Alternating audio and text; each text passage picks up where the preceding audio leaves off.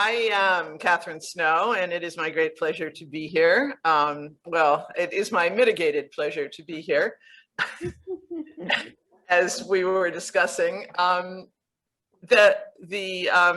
some of you who are new to ProLier, this is a traditionally small face-to-face gathering of people in Cambridge, Massachusetts, which has adapted and expanded and exploited the possibility of face-to-face gatherings to develop a much broader and enriched worldwide community. So we welcome you all and hope that in the future, whatever happens, somehow these connections will be maintained. I have often addressed the face-to-face gatherings of ProLier, and when Renata was putting together the program for this year, she suggested that I again address the group and that I again talk about this question of early literacy instruction. And I protested that there is really nothing new to say about this topic, that we absolutely we know the story, and she and various of her colleagues said, well, no, but there are people who need to know the story, so who haven't heard it yet. And I suppose just because I've been giving this talk for 25 years doesn't mean that everybody, it certainly doesn't mean that everybody has been convinced. That I fully. So I will go ahead and hope that you are now seeing my screen. Yes, are you? Okay. Yes, we are. And talk about some general ways of thinking about early literacy development and instruction, and in particular thinking about what we do, what resources we have available, what we really have to do to ensure success for all children, and what we shouldn't do, what counteracts success. And I again want to thank Silvia Romero Contreras and Ivana Corrado for having thought with me about this talk and provided resources that you will see toward the end, in the second half of the talk. So let me just lay out a couple of basic principles here. First of all, I'm going to be talking mostly about the primary grades, the first couple of years of school, depending on your educational system, maybe kinder through second grade or maybe pre-K through third grade. But that absolute wonderful success in those years does not ensure success later on. So we do have to think about literacy development as a long-term process. And recognize that the abilities predicting success as a second grader are different from the abilities that predict success as an eighth grader or a high school student. Those abilities, that means that the early grades teachers have a huge responsibility, because they have to prepare kids to succeed at, let's say, the end of second grade. But at the same time, if they're doing a really good job, they have to prepare kids to succeed at the end of 12th grade as well, because some of the basis, some of the foundation is laid in those early years. But the basic claim here is that there are very specific tasks for K-2, which include accomplishing adequate control over phonological awareness, letter-sound correspondence, automaticity in making that link from letters to sounds, and vice versa. And then there are some abilities that predict later success, and those are much bigger, broader, more complicated. They're language and knowledge and thinking and critical reasoning and perspective taking, and those can start in kindergarten, first grade, second grade, but of course they continue to develop throughout life. The focus of this talk is early reading, and we actually know a lot about how to achieve universal success in early reading. There are really no excuses for failure, for widespread or societal failure there. I mean, there might be individual kids whom we can't, with whom we can't succeed for various reasons, but not on a broad scale. And we're less successful in supporting universal success in later literacy development. And I'm not going to talk about that so much, but just point out that we can't ignore it either.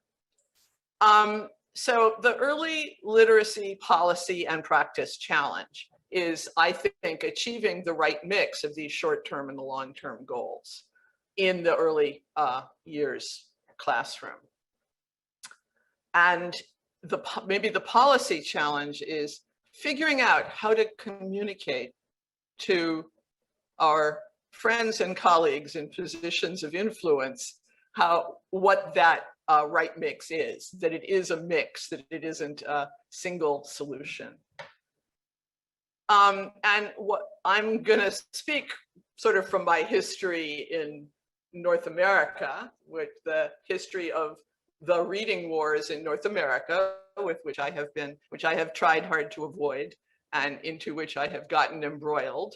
When I was first at the Harvard Graduate School of Education as a visiting scholar on sabbatical in 1978, my office was next door to that of Jean Chall, the grande dame of reading in North America at the time. And Jean was a slightly combative, no nonsense lady. Slightly combative, perhaps because she was only about 4 feet tall, and I suppose she had to do a lot to get her voice heard in the world. And I would hear her on the phone yelling and screaming at people, her colleagues and opponents in this reading field. And I thought to myself, I remember saying to myself, at the time, I was kind of a semi-legitimate child language researcher. I said to myself, boy, this reading field is vicious. I'm never doing anything related to that. So, which actually is how I got embroiled in it, because by virtue of never doing anything related to it, I was one of the few people who was kind of untouched by the controversies when a neutral voice was needed. But basically, this has been a pendulum which has swung way too far back and forth from one side of code focus to the other side of language focus, to code focus to language focus over the history of American reading instruction. And I guess you're experiencing the same thing in Latin America. As a result of that reading, the complexities of those reading wars, the American National Academy of Sciences in 1995 decided that there was now enough compelling research that they could oversee a report that would solve the question, what is the right mix of early reading? What do we know about early reading? What's the definitive statement? And I was asked to chair that committee because everybody else in the field of reading, everybody in the field of reading, everybody who knew anything about reading was well identified on one side or the other of the controversy, and therefore was not credible as a committee chair. And the report, which we wrote over the course of 3 years of many arguments and productive and unproductive discussions, ended up making 3 not very controversial recommendations. I mean, it was more complicated in the book, but basically it boiled down to this, that if you're going to prevent reading difficulties, if you're going to create societal conditions in which all kids have a chance to be good readers by the end of grade 3, remember this is in English, takes longer in English, by the end of grade 3, then everybody needs, all children need the opportunity to grasp and master the alphabetic principle, simultaneously the opportunity to develop broad and deep language skills, and the opportunity to develop positive feelings about literacy, the motivation to be literate. This was the beginning for me of my being plunged into the reading wars. We wrote that report and it was published in 1998. And made those 3 big recommendations. And immediately the pendulum swung back to the other side because people thought, oh, there is not much in there about explicit phonics instruction. We better write a complementary or maybe even supplanting report. So this notion that there was not enough emphasis on the code in our report was first of all a misrepresentation. There was a fair amount of emphasis on the code.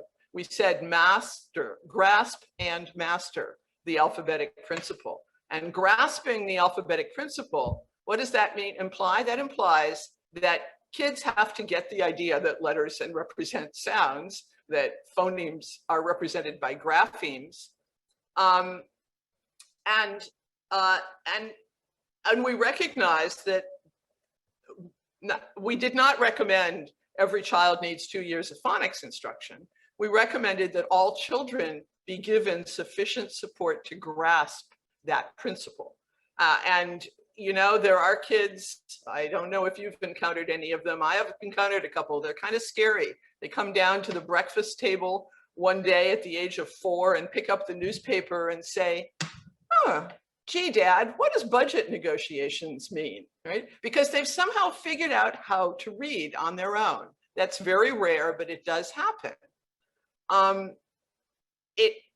For most kids, it's not like that. They need someone to explain to them. Letters, those are letters. They're different, they're sounds. They represent sounds. Let's do some practice on how letters and how they represent different sounds. I remember when my granddaughter was 3, sorry, self-indulgent anecdote, and she was just learning to reliably recognize letters. And we were taking her out for an excursion in the car, and she looked at a Dunkin' Donuts sign and said, D. And I said, yeah, D, that says Dunkin' Donuts. What would it say if it were an F? And she looked at me peculiarly, and I said, it would say Funkin' Phonuts. And she thought that was the funniest thing she'd ever heard, and then said, oh, and a B, so Bunkin' Bonuts. And we went through the alphabet, right? Now that was phonological awareness training in an informal way that was made possible because she had letter recognition skills already. But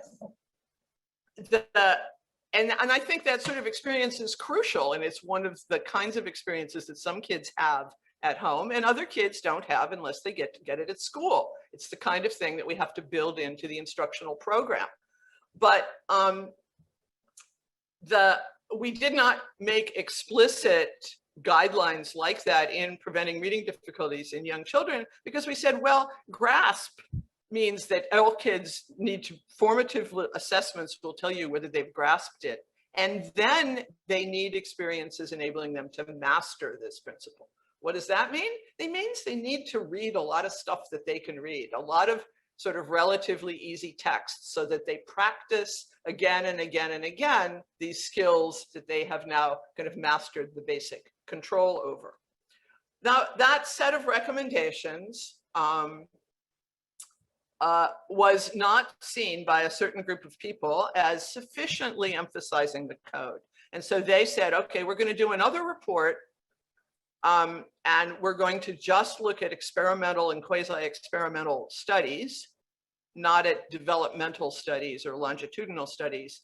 And they came out with this very useful report, the National Reading Panel report, which did a much more targeted analysis of the literature, and then basically sent the message, we need more emphasis on the code, we need more phonics, we need more phonological awareness. Not a bad message, but bad in its consequences because it then triggered a backlash. It was so extreme that it triggered a backlash. And the backlash triggered another backlash. And in fact, we're in the middle of a backlash on the code emphasis side right here in the US, the science of reading, which has become the new shorthand for teach the code.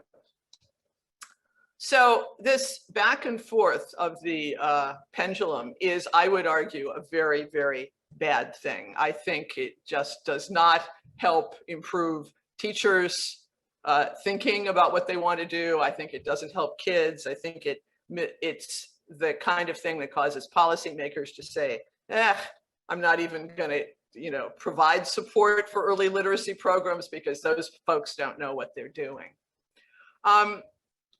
So our recommendations about grasping and mastering the alphabetic principle, I think, are still a good basic set of guidelines.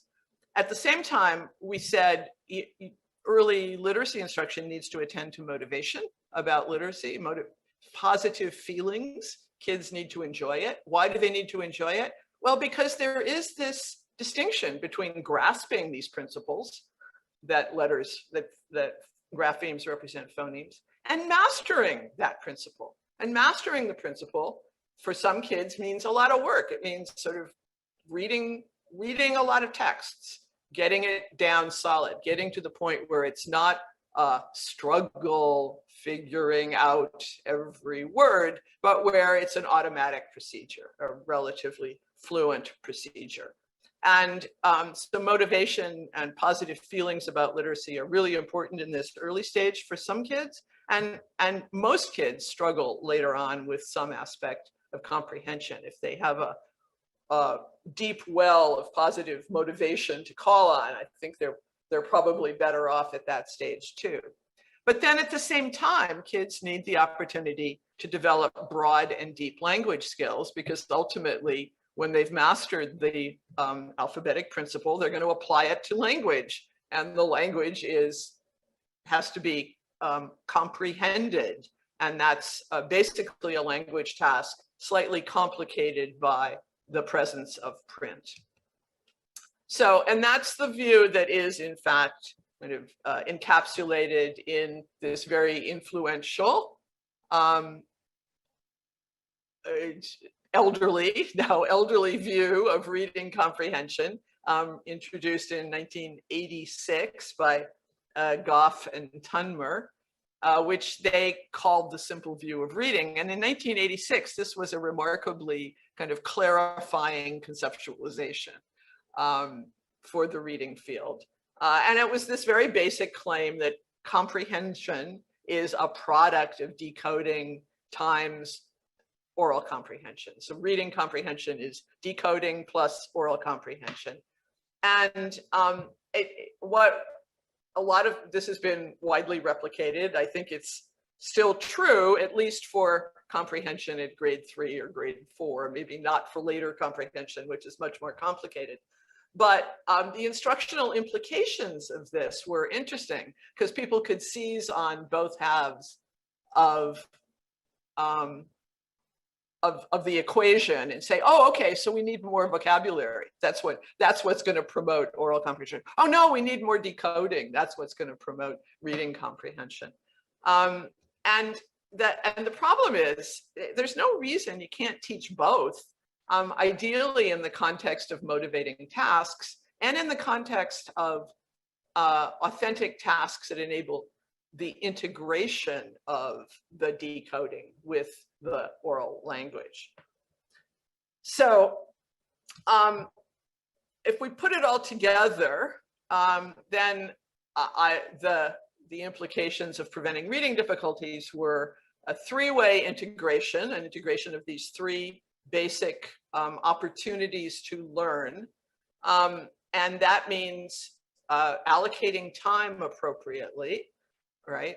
Because we just want kids to grasp and master the alphabetic principle. We don't want them to spend any more time on it than absolutely necessary, right? It's sort of because there's a lot to be done in the domain of broad and deep language skills that needs a lot of instructional attention. Teaching content through literacy and oral discussion in order to expand these capacities, the language capacities, and to build the background knowledge that's going to be needed for comprehension. Ensure kids understand the alphabetic principle so they can achieve mastery, automaticity through reading widely about topics of interest to them to build the motivation. It should be simple, right? We know how to do that. We should know how to do that. Okay, so here's another representation of this complex sort of system developed by Hollis Scarborough, who was a member of the committee on preventing reading difficulties in young children.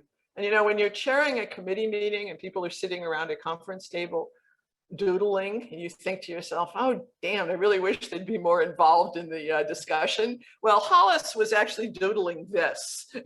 She was synthesizing in the discussion with this very, I think, iconic, now very familiar little sketch of the ways in which word recognition skills and language comprehension skills, you could say this is the simple view, get developed into a single system that is skilled reading, that is real reading comprehension, but that there's a somewhat different developmental trajectory, that word recognition skills have to get made automatic, right? Whereas language comprehension skills start out kind of automatic, but they have to become increasingly strategic if they're going to be useful for reading comprehension. So it's just another little mnemonic for how these different systems fit together. And so what I've done is taken more or less this list of the things that have to be put together, the skills that kids need, and put it into a kind of a diagnostic table, not with the idea that it would be one tool for reviewing different approaches to teaching reading, to initial literacy instruction. Just not as a judgment on them, but as guidance about what they do a good job of and what needs filled in. Oh, so I see Pelusa actually has a piece of rope to observe that it's all fitting everything together that makes the rope strong. Yes, exactly right. If you only have one of these strands, you're definitely not doing a very good job of holding things together at the end. So take this for what it's worth. It was just a way that I thought of to kind of compare, simplify, identify strengths in different programs. And I don't really expect you to be able to read this, but one of the people who was very involved in I take that back, in pointing out deficits in the conclusions from preventing reading difficulties was Louisa Moats, who was very kind of critical about the fact that we didn't emphasize phonics instruction sufficiently. Louisa subsequently, and she's very smart in her analysis of particularly the challenges of word reading and spelling in English. She's learned a lot about that. And she developed subsequently a initial reading instructional program that's very focused on the code and the complexities of the code in English. And it's got an explicit sequence. It's got instructions to teach about all the different syllable types and their in English, of which there are a few hundred, and the implications for spelling and pronunciation. And it's extremely scholarly, and it's very constricting if you apply it in a first grade classroom. She also argues that in order to make sure that kids understand each phoneme correctly, that you should teach you shouldn't just display it, that's an M, that you should talk about the articulatory gestures associated with each of those phonemes and so forth. So this is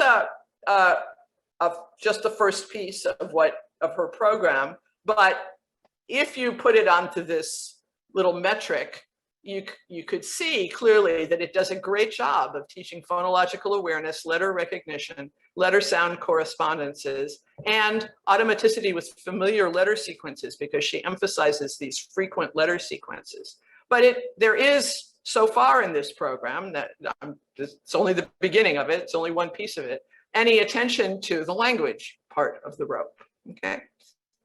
Now, another widely disseminated US approach to early reading was Lucy Culkin's Reader and Writer's Workshop, which had this schema for what you should do in a day's literacy workshop. And if you look at this, you will realize that it's all how the teacher and student activities are structured, and there is nothing about the content.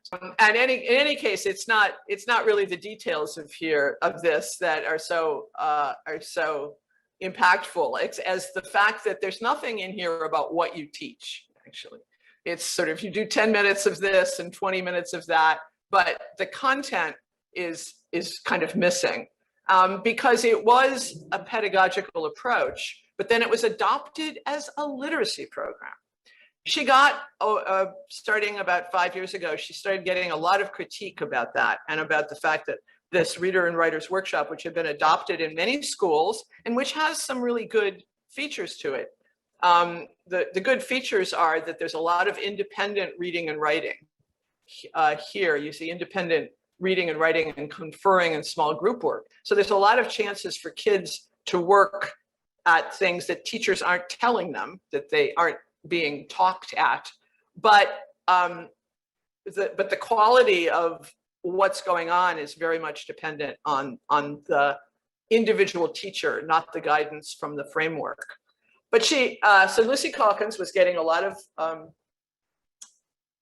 pushback from the science of reading people. So she has now released a supplement that is more code-based. And it's very interesting to read her guidelines for how to use this material, which is not very structured. It's not very sequential. It's kind of the exact opposite of the Moats approach. But as you can see, it's sort of pretty and engaging and fun. And her guidelines to teachers are, you should teach phonics, but never more than 20 minutes a day. Never more than 20 minutes a day, which is actually, I think, a perfectly reasonable guideline. Some kids might need 3 months of 20 minutes a day. Some might need 3 weeks of 20 minutes a day. The key thing is you have to know where the kids are so you know when to stop. Because there's no point in teaching this stuff after the kids have grasped it. Then they should be going on to mastering it rather than grasping it. So if we put the Readers and Writers Workshop on this grid, then we can see that now there's some support for letter recognition and letter sound correspondence. And there's a lot of support for text structures and literacy conventions. But it's very unclear to what extent they do any phonological awareness and whether they do enough focus on reading for mastery, although they do a lot of writing for mastery. And once again, this is just, I don't have complete access to any of these programs because you'd have to buy them to get complete access. So I'm sort of taking a first cut at this based on what's available in the literature. But, and I'm not saying this is a final judgment. What I'm suggesting is that this is a way of looking at these programs and seeing where they have strengths. Switching to South America, here is an initial literacy program that has been used in the state of São Paulo, which is a wonderfully rich resource for language, for read-alouds, It's got a lot of language in it. As you can see, this is not language that a first grader who hasn't actually learned how to read is likely to be able to access. It's got these great stories and parlendas, which are a lot of fun.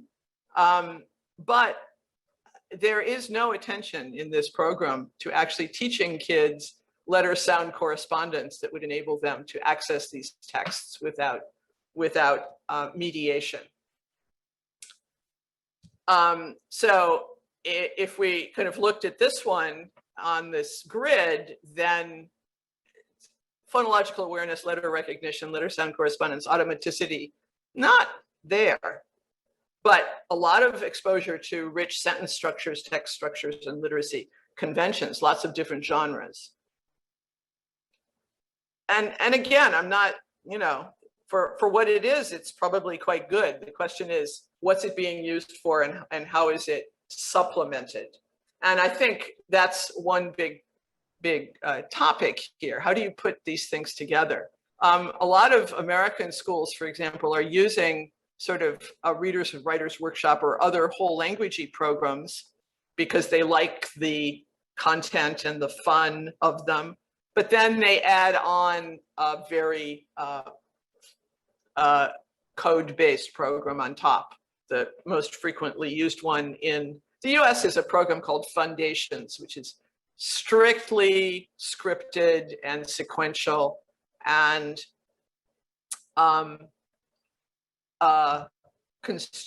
well, what can I say? One of the schools that I've had contact with, the kids started referring to it as dations rather than fundations because they said it's no fun. But it does seem to be effective in, in structuring exposure to the basic code. So a postdoctoral student funded by the Lemon Foundation, working with me, named Renan Sargiani, developed a program called Novos Amigos that he thought of as kind of a supplement, sort of filling out the holes in the typical approach to early literacy in Brazil, in the state of São Paulo. And it was it's very structured, and it's very simple. So each of the lessons has exactly the same structure. And so that means that it's easy for teachers to use it, and you don't need a lot of professional development. But the idea is that this would not be a complete program all by itself. It's good up here on this stuff, and it does a little bit of word meaning, but it doesn't get into the language richness. So anyway, this is the program. You can find out more about it from Renan Sargiani, but it has some really nice affordances. But again, it's not a complete program, right? It could work well as a supplement, as a complement to a program that was more language focused. So moving to Argentina and to folks in the room, Yo aprendo a leer y escribir. This is a program that's supplementary, explicitly supplementary, and this is just the first little piece of it. And again, it's very striking that it's extremely elaborated on helping kids and tutors or parents or teachers or whoever know how to introduce letters and sounds.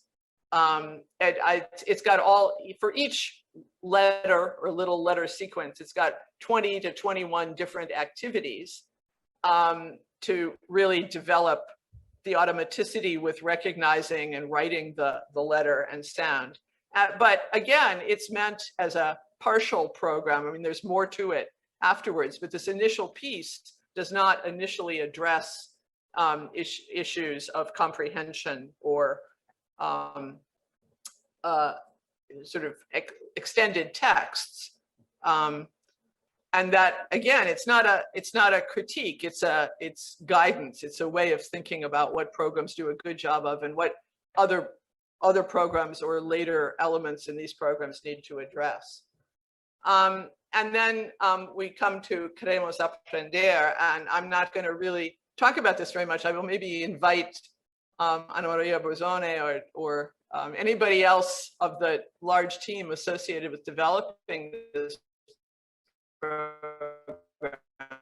to talk about it. But this is meant to be a full year, a full school year, or 2 school years maybe even, and to cover all cognitive and socio-emotional as well as literacy.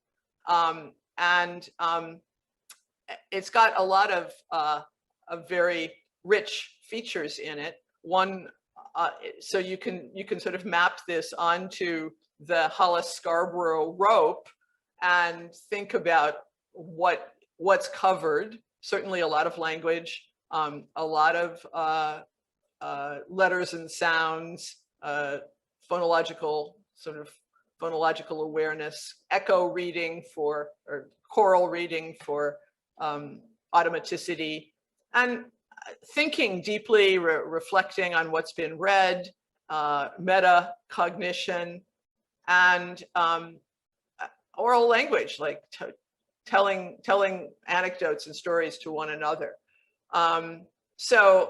Here's an initial phonological awareness activity. I did note, and I'm going to ask Ivana or Ana Maria or somebody else to correct me if I'm wrong about this. I find that there's a lot of focus on initial sounds and not much focus on those same sounds in later word positions.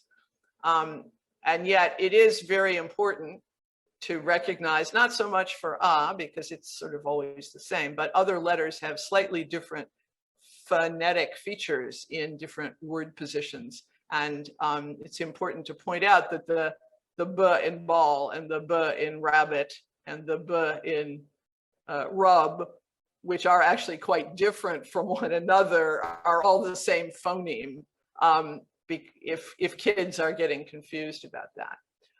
But the more advanced and comprehensive phonological awareness that I see in this program is the use of invented spelling in writing, which is, invented spelling is itself a great source of access to phonological awareness. It's a nicely articulated program from kindergarten to 1st grade.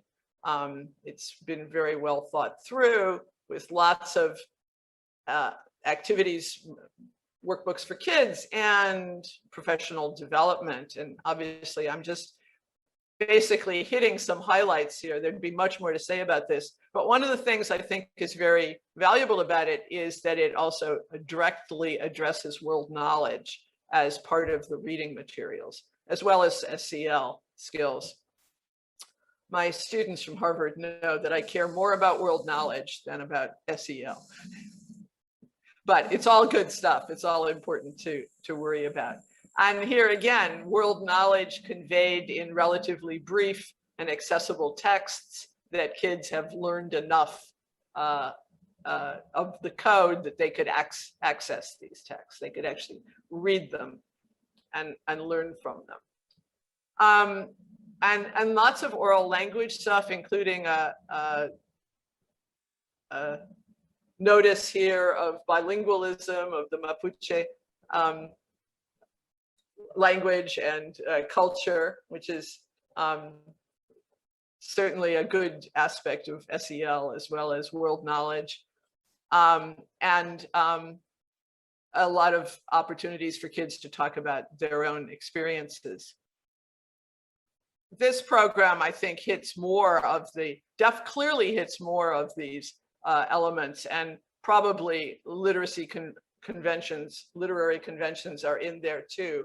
And probably, as Ana Maria, as you say, because Spanish is so much more transparent, it might need less focus on repeated reading for automaticity than in English, where there are so many minor spelling rules that really kids need a lot of exposure to spelling rules like IGHT or that forms like that don't come up very often, but that you have to be able to read automatically if you're going to read effectively. So I'm sorry, we have always little books for practice. you are maybe you have not all the material. No, I don't have any of the materials. No, we have and video games to learn and to practice reading and writing.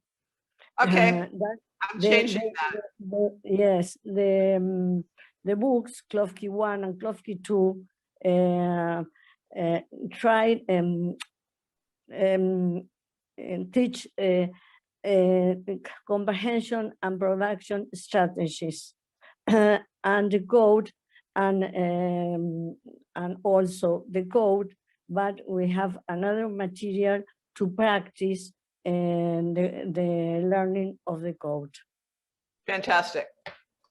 And again, as I say, it's clearly all kids need practice to get better and faster, but I do think there are particular constraints on that in English because of the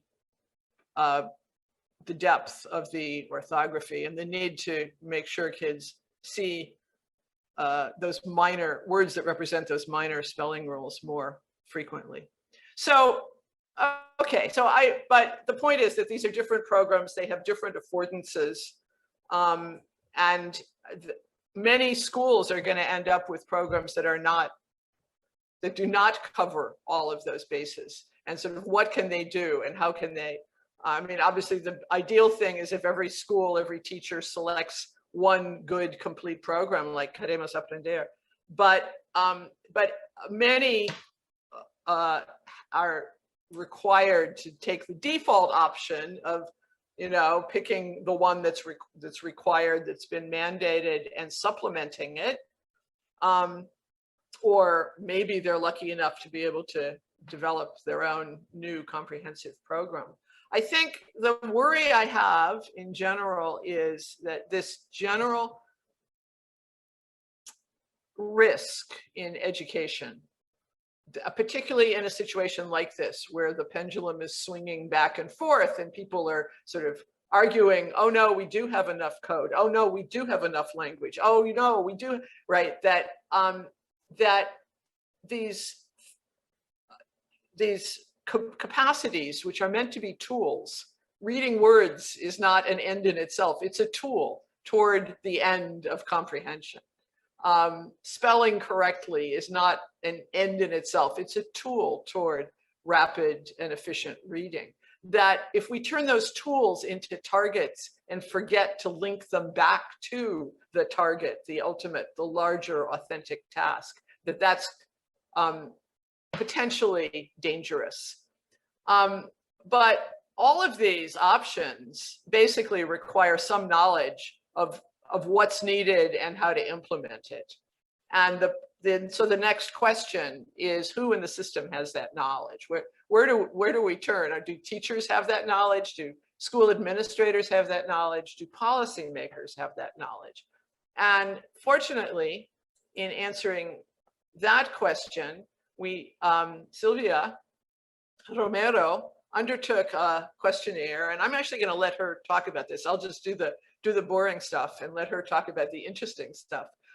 She has collected so far with her colleagues 55 responses from teachers mostly in Argentina, Costa Rica, and Ecuador, who work about half in private schools and half in public schools.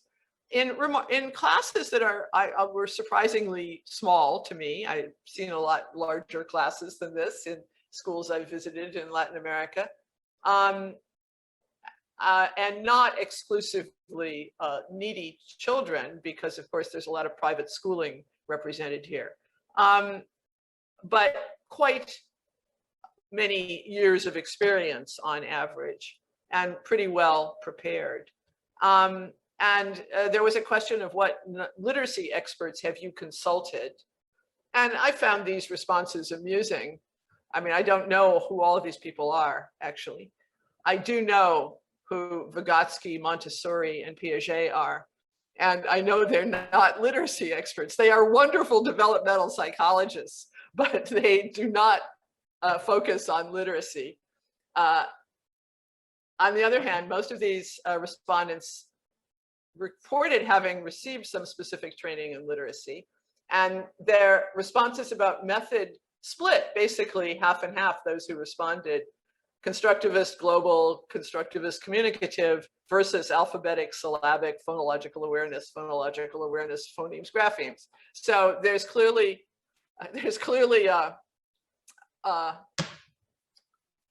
the same conversation is clearly going on among these teachers as is going on in North America. So Sylvia, do you want to tell us about this?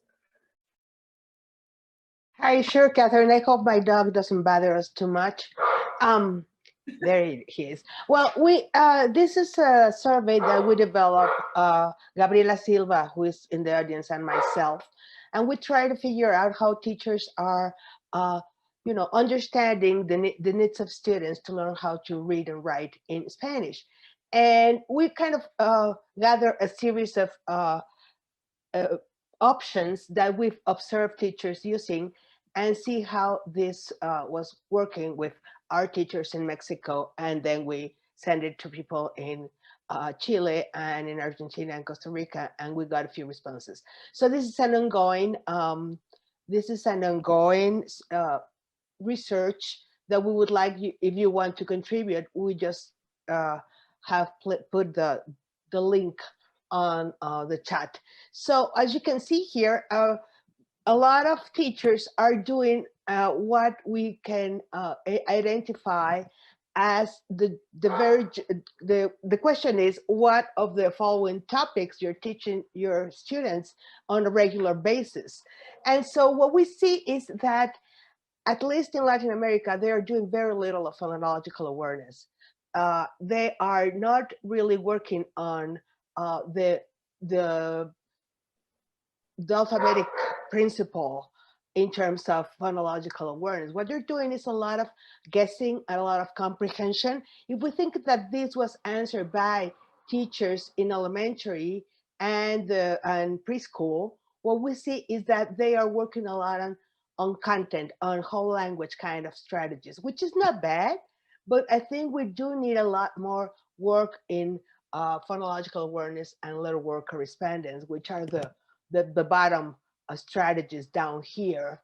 And one of the things I was telling Catherine when we were preparing this talk is that if we look through the books in Mexico, for example, the official books, if you're not familiar with it, in Mexico, we do have an official book that is used by every single teacher. And we do not have the term phonological awareness on the textbook at all, or on the teacher manuals at all. So that means that there is not this understanding of how to go from oral language to written language through phonological awareness and the kind of games that Catherine was talking about with her little, with her granddaughter. So that's one of the important or the big messages that we got through this survey, and we have a few more slides. Yeah. So the title of this talk is what we know, what we should do, what we shouldn't do. And just to point out, these are two things we shouldn't do, right? These are really bad to do. Everything else here is fine, right?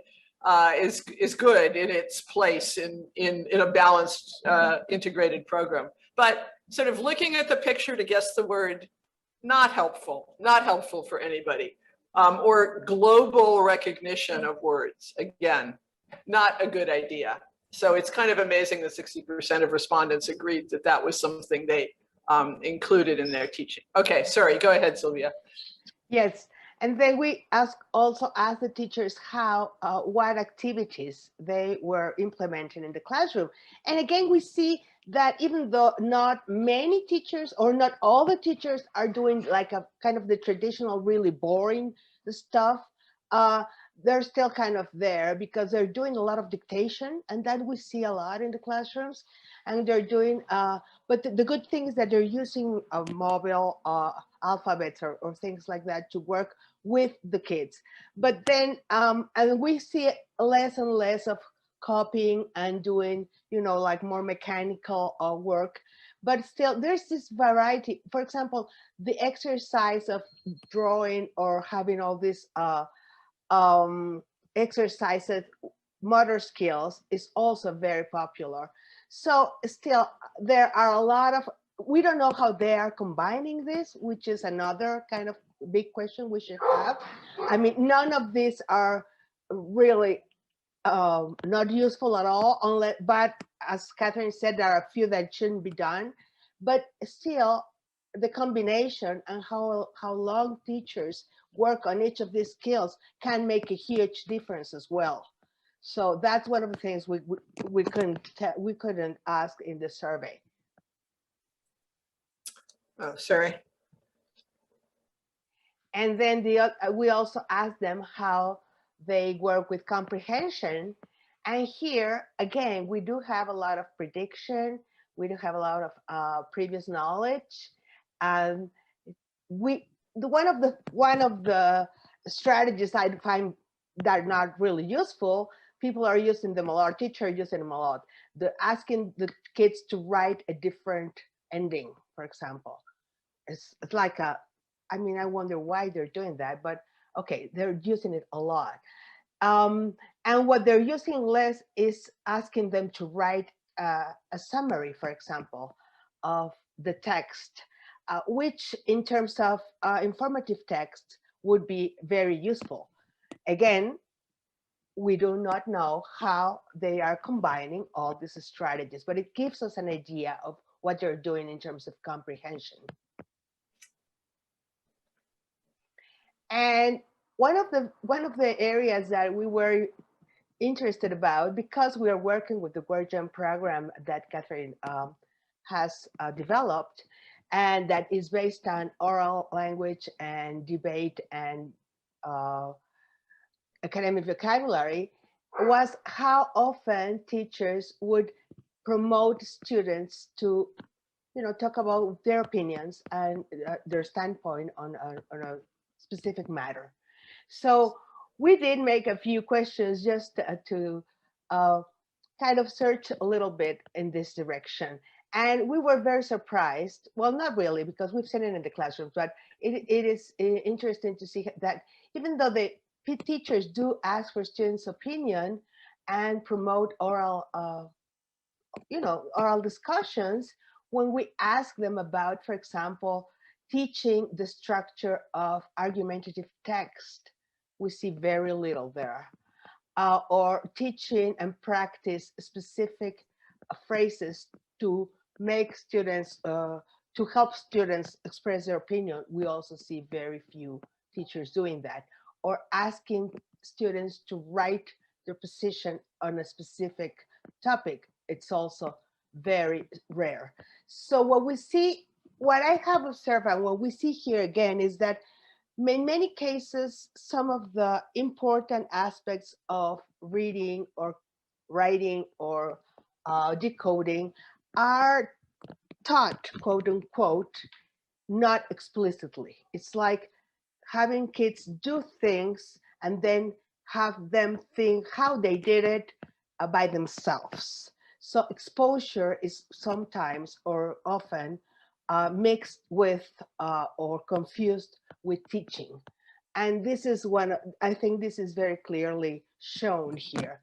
Teachers do have students express themselves and talk about their opinions, but they are not really teaching them how to do it. And yeah, okay. So let me say, I mean, these were mostly early grades teachers, and you might think, well, this is not appropriate for the early grades, but we've found that it's actually one of the things that promoting debates or discussions in the early grades does is it shifts those, it shifts the focus off tools and puts it onto targets. Like, why do you have to learn these words? Well, because we need them for making a good argument. Or why do I have to, how do you practice reading? Well, you can practice reading with little stories, but you can also practice reading to accumulate evidence in support of your position. So I think this is an interesting thing to integrate into the rest of the rest of the array of opportunities. So thank you, Sylvia. And I just want to end by saying that the other piece of all of this is that there's a whole hell of a lot of stuff to do, a lot of different targets of teaching, a lot of tools that kids need to acquire, but we need to think in the early grades, not just about the short-term goals that are solved by teaching letters and sounds and spelling rules and rapid word and accurate word reading, but also about the much larger space that is represented by background knowledge and the richness of the larger language system. And the first grade, second grade teacher has to do all of that, whereas later grade teachers can presuppose that this piece of the system is in place and really focus then on background knowledge and language. So here are my little simple takeaways.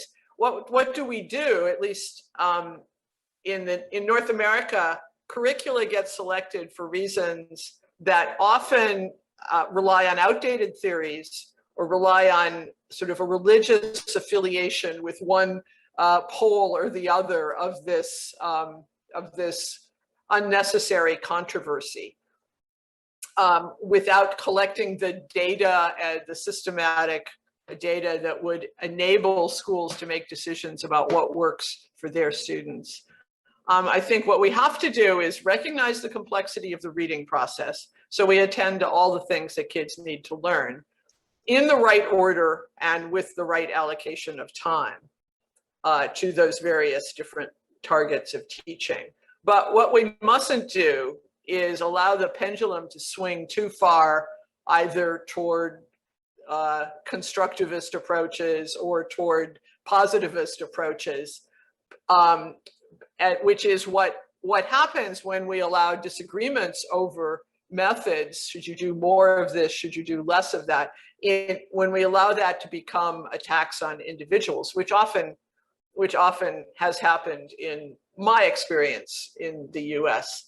And when we sort of nurture a commitment to an approach that is so strong that it blocks continuous collection of data about the effectiveness of that approach, because there is no perfect curriculum out there. Every curriculum could be made better with data that would inform the designers and the teachers about how to use it, how to fix it, how to use it better. And that should be what we're involved in, I think, in an educational process, a process of continuous quality improvement rather than resting on our laurels